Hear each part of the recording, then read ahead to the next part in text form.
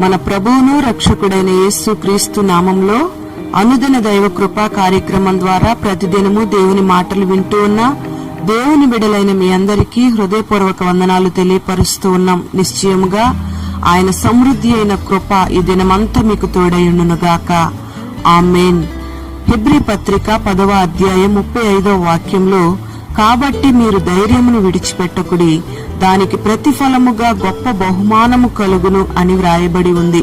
ఈ వాక్య భాగాన్ని బట్టి మనం ఆలోచన చేస్తే, ఆది అపోస్తుల దినాలలో క్రీస్తు కొరకు, క్రీస్తు సువార్త నిమిత్తమై అనేక మంది దేవుని బిడ్డలు మనుష్యుల ద్వారా హింసలను పొందారు, నిందలు అవమానాలు భరించారు, కొట్టబడ్డారు. శారీరకంగా మానసికంగా ఎన్నో బాధలను వారు అనుభవించారు. కొంతమంది క్రీస్తు కొరకు ఖైదీలో ఉంచబడ్డారు.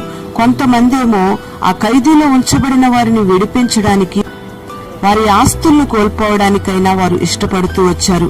క్రీస్తు కొరకు శ్రమపడిన వారు కొందరైతే వాటిని అనుభవించిన వారితో మరికొందరు పాలువారై ఉన్నారు. వారికి కలిగిన నిందలు, బాధలు, హింసలన్నిటిలో ప్రభువును ఏమాత్రం కూడా వాళ్ళు విడిచిపెట్టలేదు.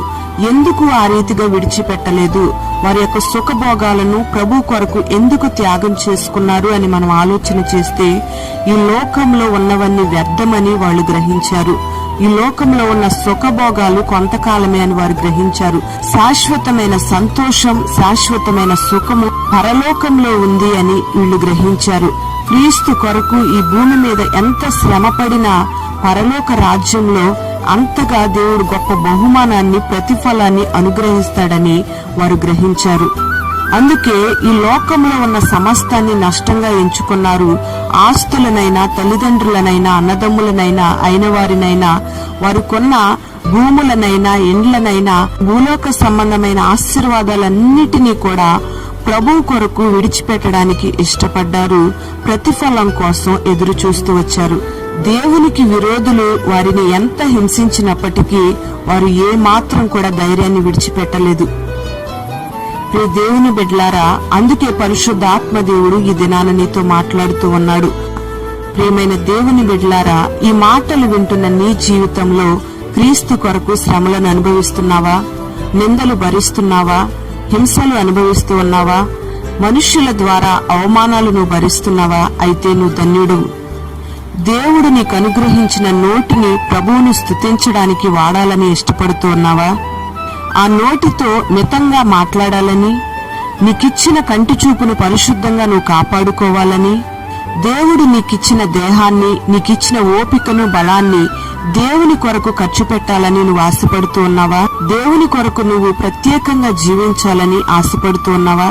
క్రీస్తు యొక్క సువార్తను ఆత్మల భారంతో అనేకులకు ప్రకటిస్తూ ఉన్నప్పుడు, ఆ సందర్భంలో అనేక మంది ప్రజలు నిన్ను చూసి, నీ భక్తిని చూసి, నీ పరిశుద్ధతను చూసి, నీ యథార్థతను చూసి, నీ నీతి కార్యాలను చూసి నిన్ను హేళన చేయొచ్చు, నిన్ను మాటలతో హింసించొచ్చు, నీ ముందు అవమానకరమైన మాటలు ఎన్నో మాట్లాడొచ్చు.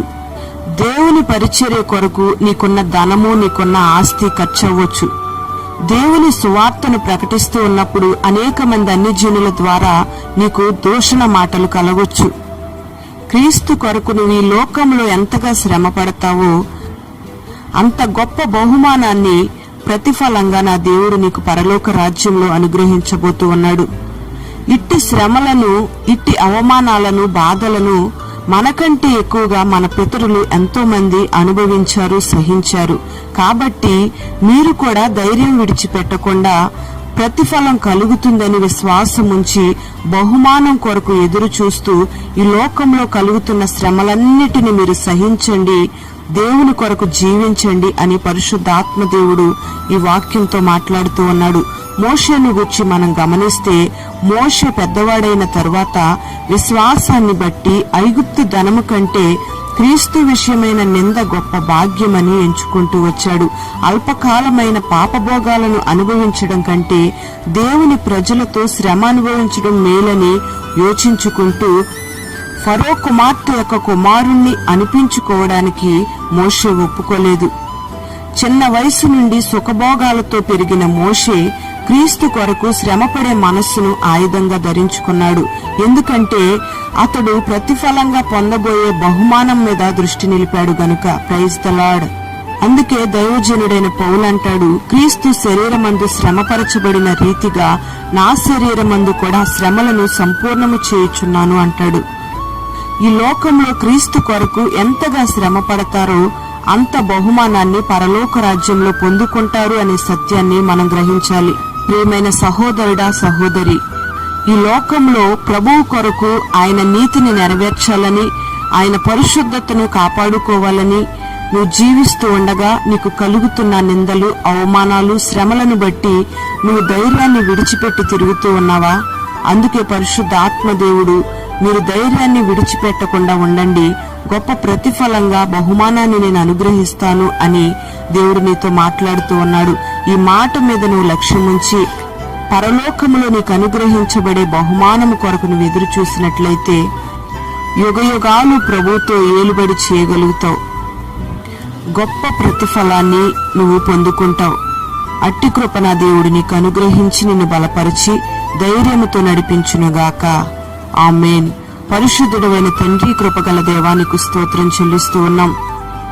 ఈ లోకంలో నీ కొరకు జీవిస్తూ ఉండగా కలుగుతున్న నిందలు, అవమానాలు, శ్రమలను చూసి ధైర్యం విడిచిపెట్టొద్దని, ప్రతిఫలంగా గొప్ప బహుమానం కలగబోతూ ఉందని మీరు తెలియపరుస్తూ వచ్చారు. నీ నీతిని నెరవేర్చాలని పరిశుద్ధత కొరకు తాపత్రయపడుతూ ప్రార్థనా జీవితంతో కొనసాగుతూ అనేక మంది ద్వారా మాటలతో హింసించబడుతూ అనేక ఇబ్బందుల మధ్యలో ఉన్న నీ బిడ్డలందరినీ మీరు జ్ఞాపకం చేసుకోనండి. కలుగుతున్న శ్రమలను బట్టి ఎక్కడా ధైర్యాన్ని విడిచిపెట్టకుండా ధైర్యముతో నీ బిడ్డలు ఆ శ్రమలను అనుభవించే కృపను మీరు అనుగ్రహించండి. శ్రమపడే మనస్సును ఆయుధంగా మీరు ధరింపచేసి ప్రతి బిడ్డను మీరు దీవించమని ప్రార్థన చేస్తూ ఉన్నాం. ఈ దినమంతా కూడా నీ బిడ్డలకు నీ సన్నిధి తోడుగా ఉంచండి. పేరు పేరున నీ బిడ్డలు మీరు ఆశీర్వదించండి. ఆరోగ్యం, నెమ్మది, క్షేమం, ఆశీర్వాదం మీరు కలుగు చేసి కలుగుతున్న శ్రమలన్నిటిని బట్టి నీ బిడ్డలు ఆనందించి సంతోషించినట్లుగా మీరు కార్యాలు జరిగించి ప్రతి ఇబ్బందిలోంచి విడుదల కలుగు చేసి మహిమ మీరు పొందుకొనమని యేసు పేరట వేడుచు ఉన్నాము తండ్రి. ఆమేన్.